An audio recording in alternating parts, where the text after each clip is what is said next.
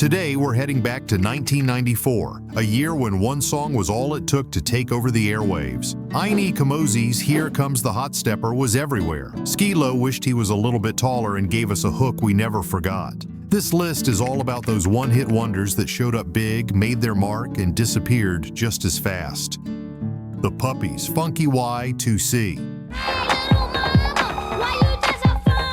It was silly, it was loud, and it was made to get kids dancing. Funky Y2C came with its own built-in moves and felt like something you'd hear in a roller rink right after a TLC song. The Puppies weren't trying to be cool, they just wanted you to have fun. The track reached number 40 and gave the group their one moment on the national charts. After that, they faded quickly. Still, anyone who grew up in the early 90s might remember this beat echoing through school parties and weekend radio countdowns. The playful energy doesn't last long. What comes next steps into something more abstract, with jazz, rap, and a whole lot of personality. Lucas with the lid off. This one felt like it had spilled out of a French cafe and landed on a hip-hop station by accident. Lucas, with the lid off, was fast-talking, sample-heavy, and oddly charming. Lucas didn't sound like anyone else on the radio, and that's probably why it caught people off guard. It made it to number 29 on the Hot 100, but nothing else Lucas released ever connected the same way. It was his only brush with fame, remembered for its whirlwind style and one of the most creative black and white videos of its time. From jazz rap to jangly guitars, the next one felt like it came straight out of a college movie soundtrack, and it actually did. Deadeye Dick, New Age Girl. It's impossible to separate this song from its place in Dumb and Dumber. New Age Girl had sarcasm, crunch, and just enough hook to keep it looping in your head. It was catchy in that goofy, windows down kind of way.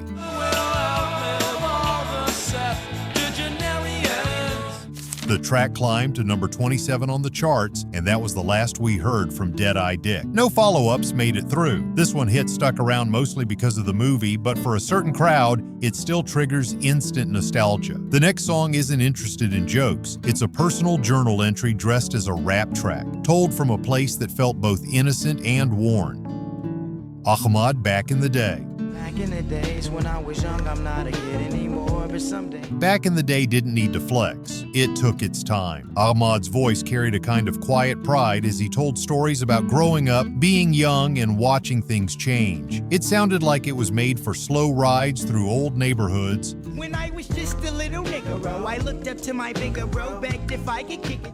The single peaked at number 26 and became his only major hit. After that, Ahmad stepped back from the spotlight, but the track still plays in barbershops and playlists built for reflection. One song that felt more like a memory than a single. We're still in reflective mode, but the next one turns it up. It's louder, more emotional, and delivered with a full rock band behind it.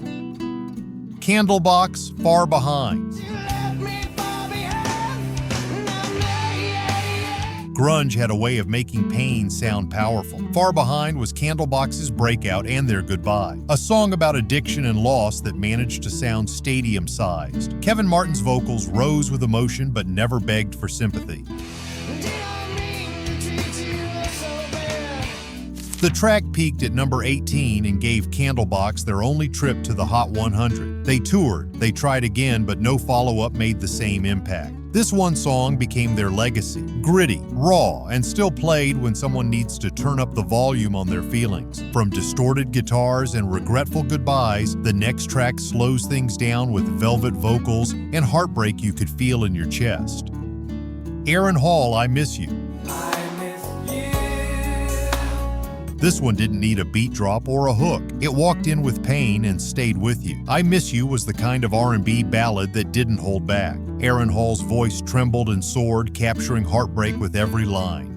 We used to talk. The single reached number 14 and gave Hall his only major solo hit. Though he found success with the group guy, this was his only solo moment in the spotlight. One track built on raw emotion that still plays when someone's going through it quietly. That heartbreak stays, but now it comes with a wink. The next song handled rejection with a little humor, a catchy hook, and a beat that refused to sit still. 20 Fingers featuring Gillette, Short Dick Man. Bold, brash, and played like a dare, Short Dick Man mixed Eurodance beats with Gillette's razor-sharp delivery, calling out the guys who thought they were slick but couldn't back it up. It was playful, controversial, and absolutely unforgettable. It climbed to number 14 and stirred up enough buzz to stay in rotation for months. But neither 20 Fingers nor Gillette returned to the charts again. It was lightning in a bottle. One moment of dance floor chaos wrapped in sass. We're staying on the dance floor, but the mood changes. The next song doesn't tease, it dreams. Skee Lo, I Wish. I wish I was a little bit taller. I wish I was a baller. I wish I had a girl. This song was for the underdogs, the short guys, the ones who didn't get the girl. I Wish was funny, yes, but it also had heart. Skee Lo laid out every insecurity with a smile, backed by a beat that felt like a sunny afternoon on the block. 'Cause it's hard to survive when you're living in a concrete jungles and these girls keep passing. It reached number 13 and became a cultural touchstone, but nothing else he dropped ever came close. Still, that opening line, I wish I was a little bit taller, became part of the decade. A soft-spoken anthem for everyone who almost fit in. The next track didn't wish, it delivered. And it did so with a groove that carried the full weight of East Coast hip-hop behind it. Mack, Flava in Your Ear. My rap's too severe, kicking mad flavor in your ear. When this beat dropped, heads turned because Flava in Your Ear didn't just make noise, it made a statement. Mack stepped out with a voice and flow that felt fresh, rough, and completely original. It was hip-hop with attitude and rhythm that grabbed you by the collar. Time for new flavor in your ear. It hit number 9 and became a New York anthem. The remix featured legends, but Mack's own moment was brief. His debut hit would be the one that defined him, and even now that beat still hits like a first impression you never forget. And now we shift into something smoother, a classic ballad brought back to life, sung with polish, softness, and just the right amount of soul. 4 p.m. Sukiyaki. Untouchable memories. Few songs are as gentle as this one. Sukiyaki was originally a Japanese ballad. In the hands of 4 p.m., it became a soft R&B track with harmonies that felt like a warm memory. It didn't try to be flashy, it just wanted to be felt. If only you were here. It reached number 8 on the charts and became the group's only hit. But for many, it was a quiet standout, a love song that floated in, lingered for a while, and faded without fuss. That one drifted in like a memory, but the next track walks in with more swagger. A throwback groove, a low voice, and a beat that made radio lean in a little closer. Domino, Getto Jam. The Getto Jam is about to slam with some notes from the negative. You didn't just hear Getto Jam, you felt it. The low-slung beat, the drawl in Domino's voice, the way it made the car speakers thump without rushing the tempo. This was West Coast cool in slow motion. 1, 2, 3, and this is okay. The breaks when you move your booty.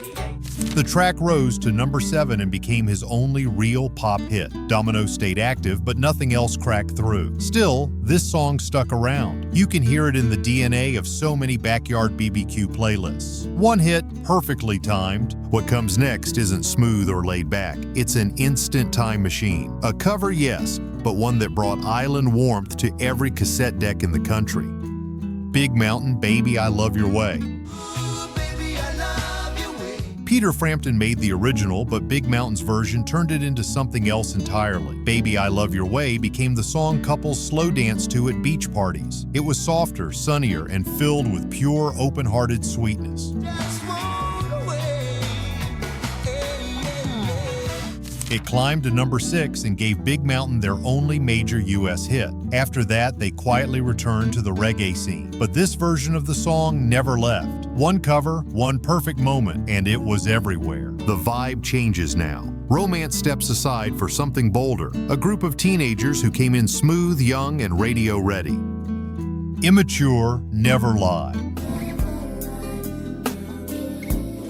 This was babyface R&B at its finest. Never Lie came with glossy harmonies, young heartbreak, and a melody that felt ready-made for late-night slow jams. Immature weren't grown yet, but they already knew how to sell a love song.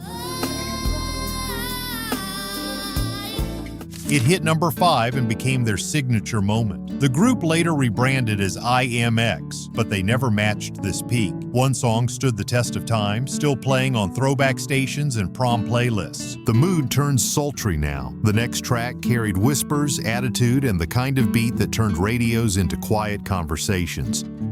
Changing Faces, Stroke You Up. R. Kelly may have written it, but Changing Faces made it theirs. Stroke You Up was velvet and tension, a slow burn that didn't need to raise its voice. It took over radio with nothing but suggestion and smooth delivery.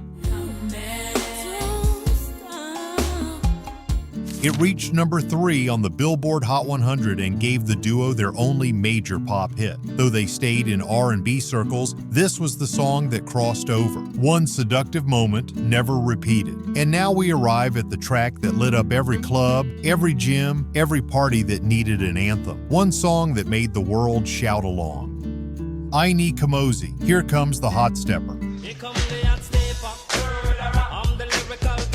With one line, he was in. Here Comes the Hotstepper exploded with swagger and style. That nah, nah, nah, nah hook became one of the most addictive sounds of the decade. I Need Kamoze delivered reggae with a hip-hop edge, and it worked. No, we don't die. Yes, we multiply. It hit number 1 and became his only major pop success. Kamoze kept making music, but nothing else crossed over like this. Still, all it took was this one. It didn't just chart, it became a cultural moment. Everyone knew it. Everyone shouted it. Someone hit wonders fade away while others settle into the background of our lives. But these ones stuck. Whether they made us dance, sing, cry, or laugh, each of these songs owned a moment in 1994. And that moment still echoes through radios, playlists, and memories. Got a favorite? Let us know in the comments. And if you want more stories like this, go ahead and subscribe. We've got plenty more forgotten gems to bring back.